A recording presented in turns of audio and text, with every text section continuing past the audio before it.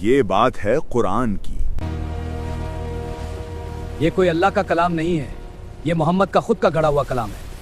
ہماری ہر ترکیب ناکام ہو گئی، ہمیں ایک نئی حکمت عملی بنانی ہوگی۔ ہاں، لیکن خندق کے بعد سب کچھ بدل گیا ہے۔ جنگ خندق نے سب کچھ برباد کر دیا۔ نہیں، ہم اسے اپنے حق میں استعمال کر سکتے ہیں، لیکن خطرہ بہت زیادہ ہے۔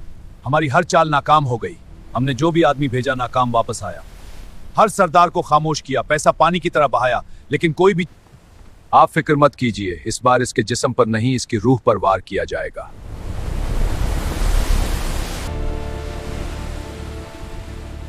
ہم اس طاقت کو بروئے کار لائیں گے، لیکن اس کی کیا قیمت ہوگی؟ کیا آپ کا مطلب ہے کہ اس بار ہم کالے جادو کا استعمال کریں گے؟ ہم اس بار مختلف ہتھ کنڈوں کی ضرورت ہے۔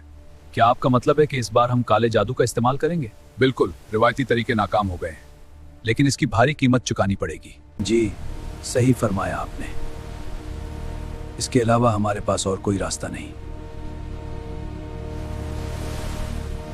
یہ کوئی عام کتاب نہیں، نہ ہی کسی انسان کا گھڑا ہوا کلام۔ یہ وہ کلام ہے جس کے سامنے بڑے بڑے مخالفین کی تدبیریں ناکام ہو گئیں۔ عرب کے سرداروں نے ہر حربہ آزمایا، ہر طاقت لگا دی، مگر وہ اس نور کو بجھا نہ سکے۔ یہ قصہ اس واقعے کا ہے جب نبی کریم صلی اللہ علیہ وآلہ وسلم پر جادو کیا گیا۔ خیبر کے یہودیوں نے لبید بن عاصم نامی جادوگر کو اس کام کے لیے تیار کیا۔ مجھے محمد کے جسم کے کچھ بال لا کر دو، پھر میں ایسا جادو کروں گا جسے محمد کا خدا بھی روک نہ سکے گا۔ اس نے آپ کے چند مبارک بالوں پر گرہیں لگا کر جادو کیا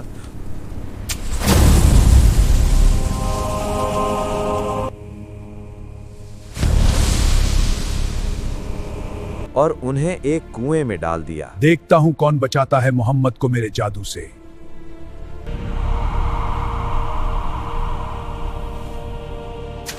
کچھ عرصے تک آپ صلی اللہ علیہ وآلہ وسلم پر اس کا اثر ظاہر ہوا۔ طبیعت میں بوجھ، بے چینی اور کمزوری محسوس ہوتی، مگر دین کے کام میں، وحی میں یا قرآن کی تلاوت میں کبھی کوئی فرق نہ آیا۔ اللہ تعالیٰ نے اپنے نبی کی نبوت اور رسالت کو ہر حال میں محفوظ رکھا۔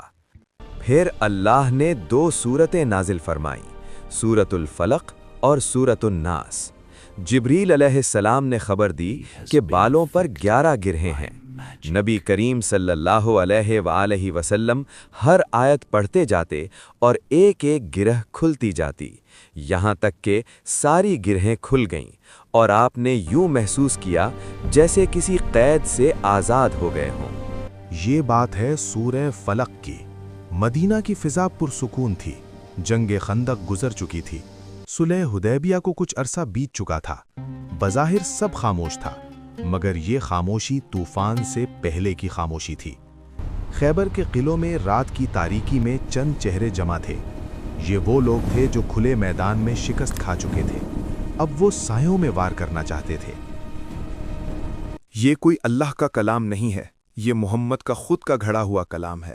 ہماری ہر چال ناکام ہو گئی، ہم نے جو بھی آدمی بھیجا ناکام واپس آیا، ہر سردار کو خاموش کیا، پیسہ پانی کی طرح بہایا، لیکن کوئی بھی چال کامیاب نہ ہو سکی۔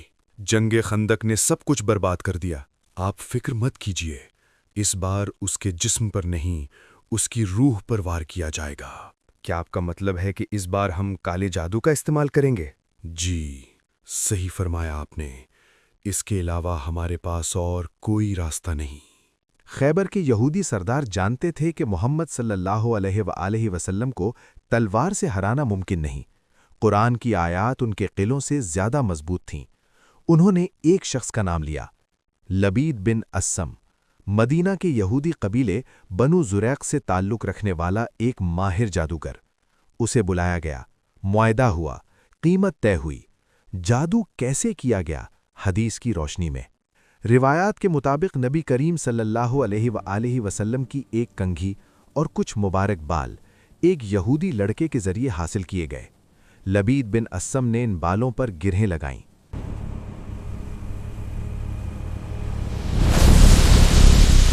रिवायात में तादाद 11 बयान हुई है। इन गिरोहों पर मखसूस अल्फाज पढ़े गए। फिर इस चीज़ को एक खजूर के खूशे के अंदर रखा गया और एक कुएं में फेंक दिया गया जिसका नाम था बेरे ज़रबान। वो कुआं वीरान था, उसका पानी बदला हुआ था, कोई वहां जाता न था। नबी सल्लल्लाहु अलैहि वसल्लम को ऐसा महसूस होता था कि आपने कोई काम किया है, हालांकि किया नहीं होता था। इस जादू का असर ज़ाती मामलात पर हुआ। वही कुरान, नबूवत या शरीयत पर कोई असर न हुआ। दीन की तबलीग में कोई खलल नहीं आया। एक रात नबी करीम सल्लल्लाहु अलैहि वसल्लम सो रहे थे। हज़रत आयशा रज़ी अल्लाहु अन्हा फरमाती हैं, 2 फरिश्ते आए, एक सरहाने, एक पाँव की तरफ। एक ने पूछा, इनको क्या हुआ है? इन पर जादू किया गया है। किसने? लबीद बिन आसम ने। किस चीज पर? कंघी और बालों पर। कहाँ रखा है? बेरे ज़रवान में। बेरे ज़रवान में। जब वो जादू की गिरहें सामने आईं तो जिब्राईल अलैहिस्सलाम नाजिल हुए। रिवायात में है कि नबी सल्लल्लाहु अलैहि वसल्लम हर आयत पढ़ते एक गिरह खुलती जाती। सूरह फलक 5 आयात, सूरह नास 6 आयात, कुल 11 आयात और 11 गिरहें। जब आखिरी गिरह खुली तो आपने ऐसे सुकून महसूस किया जैसे किसी ने बंधन खोल दिए हों। रिवायात में है कि नबी सल्लल्लाहु अलैहि वसल्लम ने उस जादूगर को सजा नहीं दी। क्यों? क्योंकि माशरा फितना में न पड़े, बदला लेने का दरवाजा न खुले, सब्र और अफू की मिसाल कायम हो। आज के लिए सबक: हर शर से हिफाजत का जरिया अल्लाह की पनाह है। हसद हकीकत है, जादू हकीकत है, मगर अल्लाह की कुदरत सबसे बड़ी है।